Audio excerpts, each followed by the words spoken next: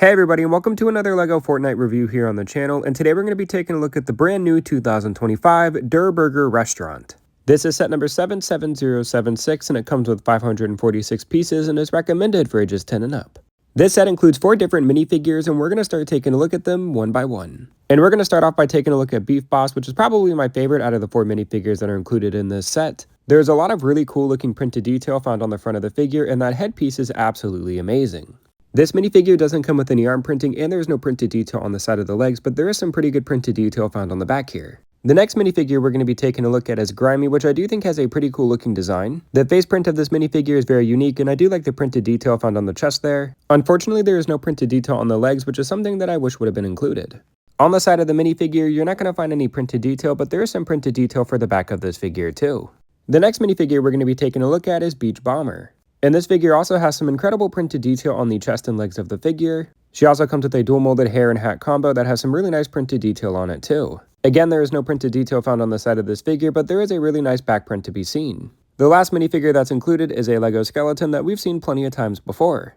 There is also a pretty good variety of different accessories for the minifigures to wield. This is pretty great to see and there's a good variety to be seen here.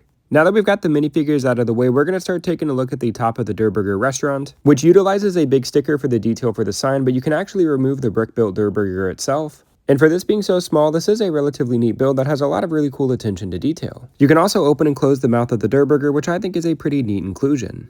Looking at the front of the restaurant, you can find a table and chairs that you can place various minifigures onto. The detail of the umbrella meant to represent a Durr Burger I think is a really cute detail too.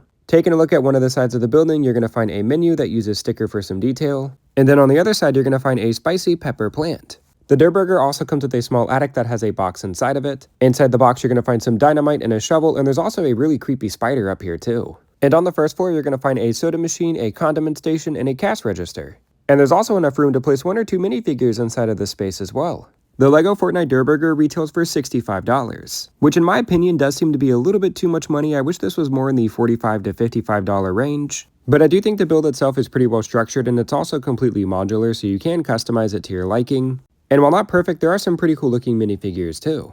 But with all of that being said, I do appreciate you watching my review, and if you enjoyed, be sure to give the video a like and subscribe to my channel so you can see more LEGO reviews like this in the future.